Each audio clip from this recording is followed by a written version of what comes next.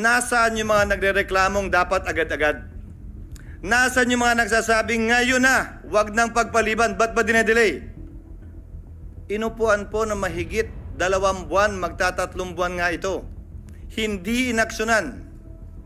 Wala naman ako narinig na nagreklamo. Bigang batas. Doon sa mga talagang gustong matanggal si Vice President Sara Duterte.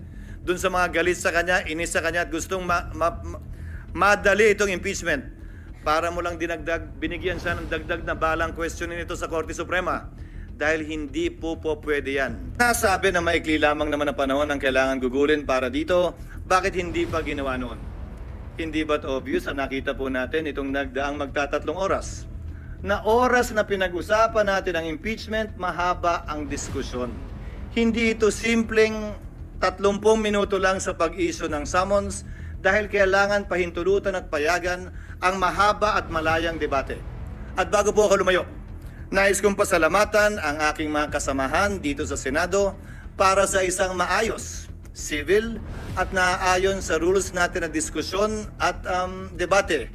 Ayon na rin sa sinumpaan nating tungkulin na pagpasahan ng lahat ng bagay nang naaayon sa ating paniniwalang tama at nararapat nating gawin. Hayaan mong simulan ko po ang ilang mga binanggit. Mr. President, Your Honor, I wrote the members of the Senate on February 24, 2025 outlining the basic reasons why we cannot, as of yet, schedule the impeachment complaint. Much has been said about the term forthwith, which I wrote to each and every member of the Senate. Mr. President, Your Honor, we are governed not only by the Constitution but also our rules. We are governed as well by precedents. We are governed as well by decisions of the Supreme Court pertaining to this matter. Allow me to, for the record, cite a few regarding this matter, lest they may think that it is only a one-sided opinion with respect to their definition of forthwith na agad-agad. Kada senador marahil may kanya-kanyang opinion kaugnay nito. Hindi ko pwedeng hayaan na sa record natin ay hindi may sabi ang ibang opinion kaugnay nito. Una, nakasaad po sa saligang batas kaugnay sa papel na dapat gampanan ng Kamara na dapat tugunan nila ang pagsampa ng impeachment complaint sa loob ng mga takdang panahon.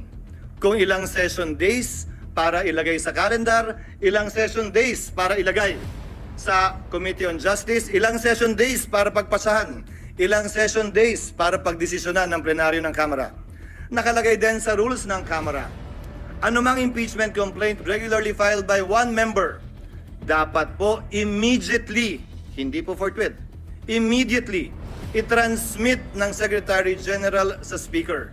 Nakalagay din sa sariling rules ng Kamara, ang Speaker dapat sa loob ng 10 araw, i-refer sa Committee on Justice. Bakit mahalaga yon? Dahil sang-ayon sa desisyon ng Korte Suprema sa Francisco case, dyan magsisimula ang 1-year ban sa pagsasampa ng pangalawa, pangatlo o pang-apat na impeachment complaint. Hindi yan ginawa ng Kamara. Sa katotohanan, hanggang nag-adjourn tayong lahat bilang Kongreso noong February 5, hindi yan ginalaw ng Secretary General sa kabila ng magkatabi lamang naman ng opisina ng Secretary General at ng Speaker. Sasabihin marahil ng ilan, tapos na yan. Lumipas na yan, tulad ng sinabi ni Senator Coco, wala na tayong magagawa dyan. Nandun ako. Pero may katanungan akong iiwan bago nating lisanin ang puntong yan. Nasaan yung mga nagrereklamong dapat agad-agad? Nasaan yung mga nagsasabing ngayon na, wag nang pagpaliban, ba't ba dinedelay? Inupuan po na mahigit 2 buwan, magtatatlong buwan nga ito. Hindi inaksyonan. Wala naman ako narinig na nagreklamo na nasa na yung agad-agad. Sa kanila nakalagay immediately, may takdang araw pa.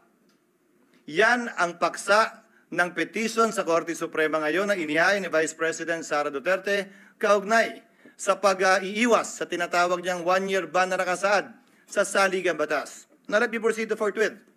I quoted this in my letter to all the senators. Forthwith, citing various cases, Mr. President, Your Honors, means within a reasonable time, which may be longer or shorter period according to the circumstances of a particular case. It means it is elastic in nature and varies with every case. Quote, it may be modified by circumstances and the nature of the duty to be performed. Marami po nagsasabi ng opinion na agad-agad. Kung gaano karami po ang abogado, kung gaano karami po ang marunong at magaling, ganoon din kadami marahil ang kanilang interpretasyon. Pero nasaan ang probisyon ng saligang batas, desisyon ng korte nag-iinterpreta doon na nagsasabing agad-agad nga ang ibig sabihin yan, samantalang hindi naman agad-agad ang interpretasyon ng salitang immediately ng Kamara. Kung talagang immediately ang gusto, edi sana ang sinulat ng mga nagsulat ng konstitusyon, immediately din tayo. Yung immediately nga ng House, hindi yun ang interpretasyon. Ito sa tayo ganyan. If the prosecutors themselves, the complainants themselves were not that interested and sat on these complaints for over 2 months, tayo bigla ngayon, mamadaliin nila habang nagbabanjing-banjing sila ng mahigit 2 buwan sa mababang kapulungan. Pangalawa, bagaman tama si Senator Pimentel at sang-ayon ako na pwede tayo mag-trial habang recess. Ginawa na po yan sa kaso ni Chief Justice Corona. Again, we are governed not only by the Constitution, by our rules, but also by precedents. Subalit, may malaking pagkakaiba. Dapat nasimulan, na-refer, at nagkaroon ng plenary action sa articles of impeachment upang makonstitute ang impeachment court bago ito magpatuloy habang recess.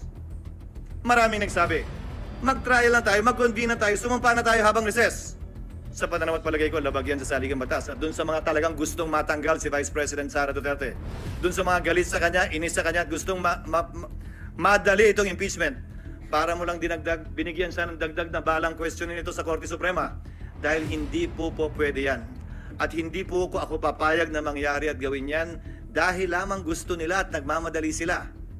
Sinabi ko na sa simula pa lang, ng impeachment process na ito, 1 linggo matapos i-file yan dito sa Senado, 2 oras bago tayo mag-adjourn sa huling araw ng ating sesyon. Sabi ko, hindi ako makikinig, susunod o magpapadala sa sino mang pabor sa impeachment at ayaw kay Vice President Duterte. Hindi ako magpapadala sa ayaw sa impeachment at gusto si Vice President Duterte. Trabaho ko bilang tagapangulo ng Senado, hindi nga lang ako, trabaho nating lahat, na maging pantay at pareha sa ating pagtingin. Yan ang rason, hindi naman tsamba lang yun at nagkataon. Yan ang rason kung bakit ang babaeng sumisimbolo ng hustisya ay nakapiring. Wala dapat tinitingnan o tinititigan. Wala dapat kinakampihan dahil lamang nagkataong ganun ang nangyari. At dahil nagkataong ayaw ko siya, ganyan ang gawin nyo. Let's go back to precedents, Mr. President. 3 lamang na impeachment complaint ang naitawid ng Kongreso patungo sa Senado na inabutan ko na matapos ang 1987 Constitution. 3 po lamang. Ang impeachment complaint laban kay dating Pangulong Estrada,